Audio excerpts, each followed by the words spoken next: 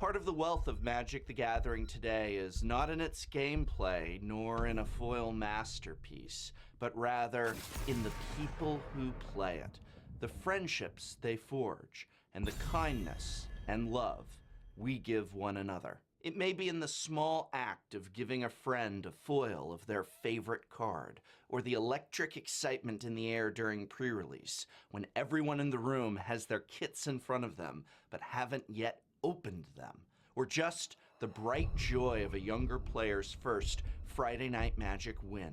Truly, Magic the Gathering, the most complex and strategic card game in existence, is really about the players. Last Saturday may have been the biggest and most important Magic the Gathering event of my life, and it took place in Northwest Arkansas, in the city of Fayetteville. I was invited to attend this charity Magic event, which was being put on by the man behind the most viewed Magic the Gathering video on all of YouTube, the legendary gamer extraordinaire himself, Boogie2988. Boogie, who has nearly 4 million subscribers on YouTube, who just won the Video Game Award for Trending Gamer, said he wanted me, little nobody at less than 200K subs, when literally his speed dial has the biggest names on YouTube on it. But his event wasn't about celebrity and big-time YouTube views. It was about Magic the Gathering and giving back to the MTG community. There's never been a GP in or near Fayetteville, Arkansas. I'm told the nearest competitive Magic event like a GP is usually about an 8 to 10 hour drive away, which, pardon my brashness, really sucks. Because Fayetteville is not some sleepy Midwestern town where they roll up the streets at night. It's huge, with a vibrant nightlife and an engaged and active MTG community. I got to meet that community of Magic players on Saturday, and as Magic players often do, I was impressed beyond belief. As I slung spells against fans, I heard a lot of stories. Several players proudly showed off their homebrew decks, while others told of their Friday Night Magic victories. One gentleman proudly showed me and later gave me a homemade deck box that he had designed for the ultimate protection of cards and could now print out copies of on his 3D printer. But more than that, people introduced me to their friends and told me happy memories of how they met, what they do when they hang out together, and how Magic the Gathering had brought them all together. At one point I even said to Boogie, wow, everybody in this giant crowd knows each other. And he told me that Magic's roots there go far back for these people and this community. Yes, I heard of one player whose collection was stolen and how everyone at the card store he played at, including the owners, had poured into their collections so that he'd have a deck for F&M again.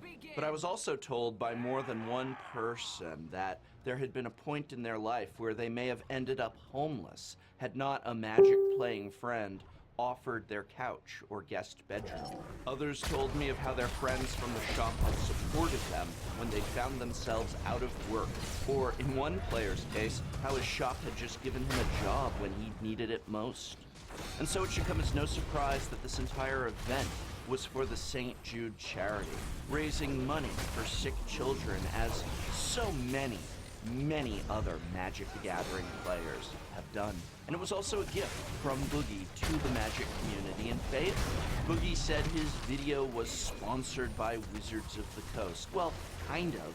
He literally spent all the money they paid him in order to put on the event, plus match that amount from his own pocket in order to pay for everything and help support both St. Jude and that Magic community in Fayetteville so that they could have this event to go to. So, in my book, that's not really a sponsored video in the traditional sense, in that he didn't profit from it and even took a loss.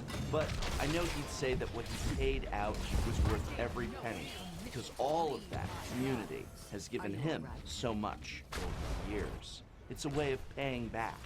We Magic players like to give more than we take, don't we? I feel very strongly that GPs and other such events need to be held in places like Fayetteville, Arkansas. I think these promotional events should not limit themselves to just the big cities. Don't tell me that you can only hold high-level Magic events in highly populated areas, because I know every year there's an event held in Hawaii, so why not Northwest Arkansas as well? Invest in this community. If you have not already seen Boogie's video chronicling the event I attended, please go give it a watch now. Wizards will only continue to invest in events like this if they see the cold, hard promotional numbers to justify it. So give his video one more view. Send them a positive tweet about it, and hey, maybe ask for there to be a GP Fayetteville next season. I'd love to see that happen. People play Magic the Gathering because our lives need more than they have. For some of us, our lives are painful. For others, maybe just dull. We live in a world where we don't know our neighbors, where our closest family may oftentimes be little more than strangers on a bus. We need Magic the Gathering because we need each other. And I need all of you, all 177,000 of you that have subscribed to my channel on Magic the Gathering. You have all changed my life in ways I cannot begin to describe. I'm about to hit 180K. I was going to do this at 175. Now I'm at 177. But it's time for another Q&A session. I don't know if that's the 175K Q&A or the 180K Q&A or what that is, but please ask your questions in the comments below, and I will answer them next week in the Q&A video. So just post a question and get an answer from this community college. And this video has been brought to you in part by a sponsorship from Card Kingdom, as well as the Patreon support of viewers like you. So thank you.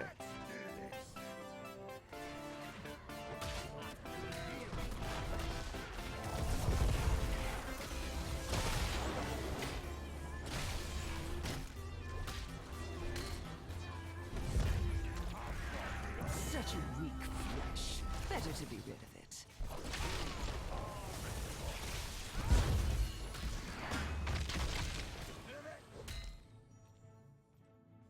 That one's pushing up daisies. Hey guys, you're watching Boogie Plays Games, or sometimes Boogie Plays Games. Mostly I've been opening Pokemon cards lately, but I've decided to take a quick little break because I want to get something off my chest. I've been kind of silent about this the past couple days, but I don't want to be silent anymore because I've got more and more people asking me about it. But right now, as you guys know, I'm a huge Magic the Gathering player. I've been part of that community, I guess, since the game came out in '94. I guess it came out in late '93 and I played since '94. And I feel very close to that community. And I watch a lot of Magic the Gathering YouTubers. A lot of my personal consumption of YouTube surrounds people opening those cards, playing that game, talking about that game. Wedge from the Man Association Community College, MTG Headquarters, Desolator Magic, or is it Desolate Magic? There's so many other channels. I love Magic the Gathering content. And right now in that community is something very similar to Gamergate, but kind of similar. I'm sorry for game dropping there, but it is a similar experience. And I want to explain to you what's happening, and then I want to offer my opinion on what's happening. But in the last year or so, last couple years, we've seen the company that makes Magic the Gathering, which is Wizards of the Coast, move in a much more diverse direction. They want to have their product appeal to a wide variety of people, and they're keeping diversity in mind in every stage of their development. And they're not doing it in a way that I consider bad. I think maybe some of the ways that it has been handled in the gaming community is not the right way to handle it. I think the way Wizards of the Coast has handled it is very correct. I think they've tried to be all-inclusive, including keeping their target audience of straight white men, which has been their audience, the bulk of their audience for a very long time, happy. But they've also wanted to be inclusive to people of color, to people of different genders, and I'll be entirely honest with you, the reason that's okay to me is because that's how the Magic the Gathering community has always been. when I played back in St. Paul, Virginia in 1994, me and my girlfriend at the time, who was African American, we played together with her gay friend, Michael. We played all the time, and nobody cared. It was all about the game. No matter how weird and nerdy I was, it was all about playing that game. That game brought us together. That's what has made me love Magic the Gathering. It didn't matter what color you were. It didn't matter how fat you were. It didn't matter how different you were. And in my case, it didn't matter that you were a bit of an edgelord, because when I was in my 20s, I was an edgelord. I loved comedians like Sam Kinison, Dennis Leary. I had the Asshole song memorized. And that's what I brought to my Friday Night Magic, even though there wasn't Friday Night Magic then. When we played Magic, that's the sense of humor I brought with me. And people accepted and understood me. And so I think it's important that when Magic starts moving in a diverse direction, that they also keep in mind that there's nothing wrong with straight white men. In the gaming industry right now, what straight men, white men want is wrong. It's not. It's never going to be wrong, because we are also a demographic. I think that's possible. I also think it's important to design a game for all demographics. And that's what Wizards of the Coast does. And I think that's wonderful. I think it's wonderful. You may disagree, and if so, you don't even need to listen to the rest of this video. But I think so. Very, very recently, there has been a very outspoken YouTuber who is a self-proclaimed edgelord, a self-proclaimed shitlord. And his name is Jeremy from MTG headquarters. And if that sounds familiar with you, he has sponsored a large number of unboxings for me here on the channel, making it possible for me to purchase case unboxings by paying for a good portion of that case for a shout out in those videos. Now, does that make me biased? It's up to you. I do not think that makes me biased at all. And as you know, I have the exact same opinion about all of this other stuff in the past. The opinion is going to be applied here. So I don't think it factors into it with the okay? However, I think that the Magic community has room for edgelords. I think the Magic community has room for shitlords. Now, I don't agree with a quarter of the things that Jeremy's had to say when he's edgelord. I really don't. And a lot of the times these days, I've gotten so old and have gotten so blotchy that I don't even really find that kind of edgelording funny when it's supposed to be funny. I don't find it appealing. I don't find it appealing to say anymore. I don't find it interesting to hear, and I vastly disagree with a lot of what it's saying.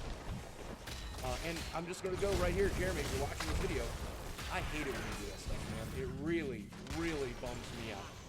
So bad that there have been periods of time where I thought, can I afford to keep letting them sponsor my videos? Now, I'm going to say right here, right now, the next time you want to sponsor an unboxing, that's what we're going to do. That's what we're going to do. And if anybody doesn't like it, they're going to turn off the video because they hear your name. That's up to them. It's not up to us. So, what has happened to Jeremy in the last few days is he was given a preview. And this is something I've always wanted to do. I've always wanted to show you a preview of my game. Whenever they release a new set for Magic the Gathering, they slowly spoil the sets, and they hand it out to different people, different YouTubers, different magazines, different players to reveal this stuff. And very recently, MTG headquarters got preview 2 cards. And the Magic community decided they did not like that. They did not like this shitlord, edgelord, edgy guy having anything to do with the company in a professional manner.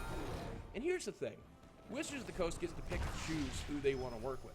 They can choose to work with me. I hope that you do. I would love to be sponsored by what you guys do over there. I've played your game religiously. I've turned thousands and thousands of people onto your game. Feel free to work with me. But they can also choose not to. Based on this singular video, this may make them want to pull away from me entirely. And if that's what happens, that's what happens. And that's okay. That's their prerogative. And they have every choice to pull away from Jeremy because of the things he said and done. Or because the Magic community has spoken out against him. I think they went a little too far in this instance. Because rather than just pull away in a silent way, they kind of said something publicly. And that was a pretty big PR mistake, because the same way that happened in the Gamergate, and this is why I'm making the analogy, when it happened during Gamergate, you saw a polarization of the community.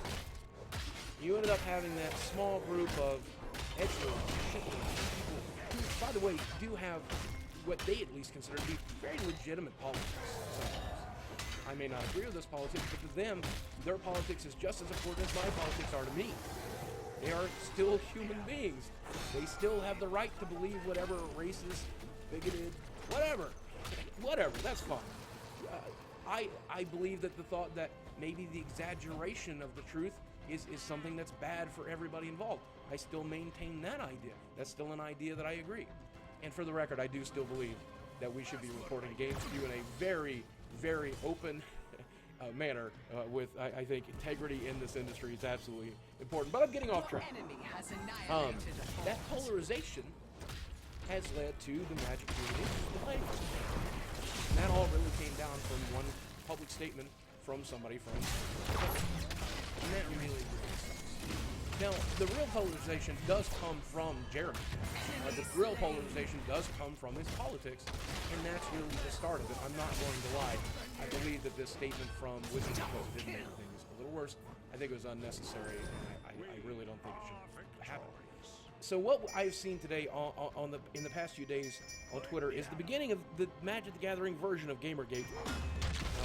Hashtag MagicGate, hashtag whatever. I don't want it to be a hashtag. Please don't make it a hashtag. But I have seen that very beginning. People who value diversity, people who value all inclusiveness, choosing not to include those people. I don't know, that's a complicated issue. That is a difficult issue. And in these types of difficult times where I'm forced to look at somebody else's politics and I'm forced to disagree with them, as Jeremy has made me do, I am at a point where I have to make a decision. Will I discard this person? And I'm always reminded at this time by a quote from Thomas Jefferson. I wish I had readied the image macro. But Thomas Jefferson once said, I have never considered a difference in politics or religion to be a reason to pull away from a friend. And I think that's true in business, and I don't think that me and Jeremy have ever really been friends, but I think we have done business together, and I do not see that as a reason to pull away. Jeremy is an edgelord, and edgelords play Magic. Jeremy is a centipede, a Donald Trump supporter, and Donald Trump supporters play Magic. I don't know that they need to be discarded from the community. I understand that they need to behave. I understand that they need to be kind. I understand that they need to be inclusive. I understand that they need to treat people kindly. I understand that. True is the same. It's true for those of us who also value courtesy. So that's why I spoke up a little bit yesterday on Twitter to defend Jeremy. I'm not defending his actions. I'm certainly not defending his politics. I'm defending the person. I don't think there's anything wrong with it. If anybody else in the community decides to do that, I don't think there's anything wrong with it. I see a lot of people rallying around it because they value politics. That's worth something. I think it's a lot more because I think what I'm doing is a little more valuable. And I think it's a lot more valuable than valuable. I think it's easier to lead by example than just scream at Jeremy what he's doing wrong. Let us be inclusive, let us be kind. We are points of value. I just don't want to see this shit happening to my favorite game. After having it watch it happen to my gaming community to begin with, I really do not want to see it happening here.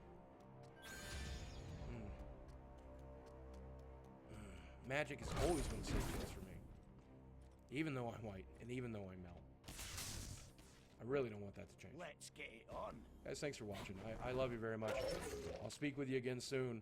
I'll have some Magic unboxings pretty soon. Kaladesh is coming out. Wizards, feel free to call me.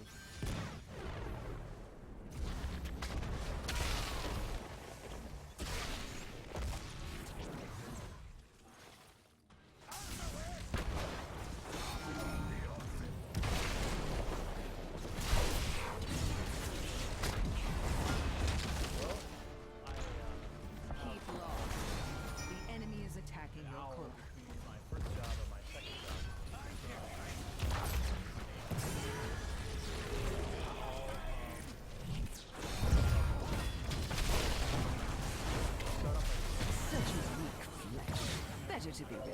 Double kill. Killing spree over. Triple kill. I also accept that the reality. Your core is under attack. The reality of today's society is that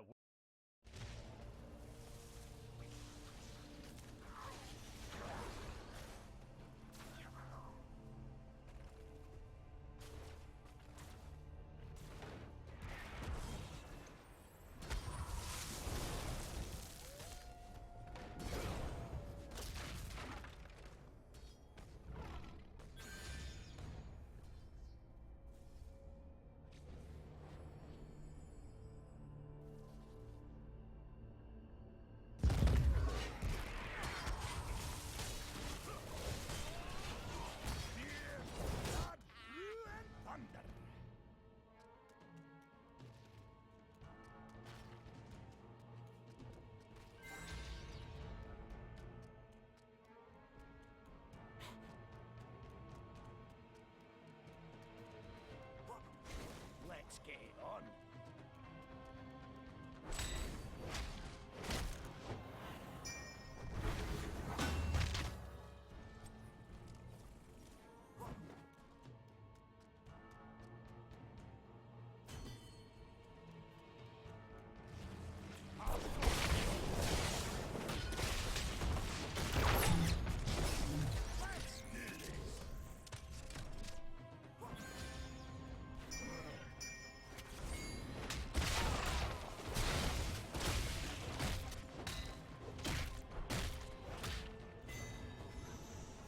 Thank you kindly. Let's get on.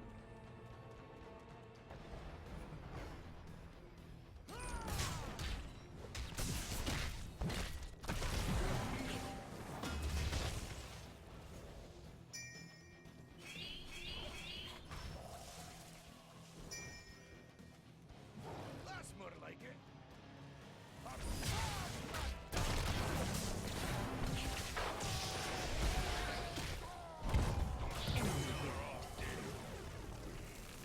Always back and forth.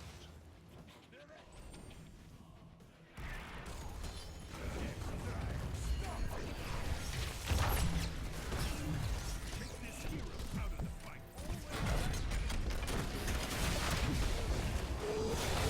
Careful. My plants run blood.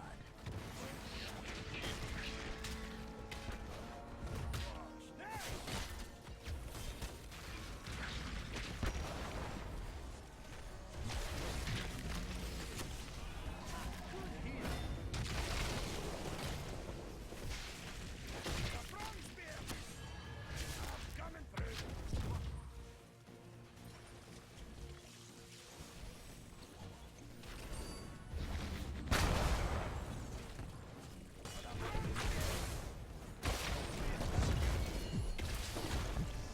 That one's pushing up daisies.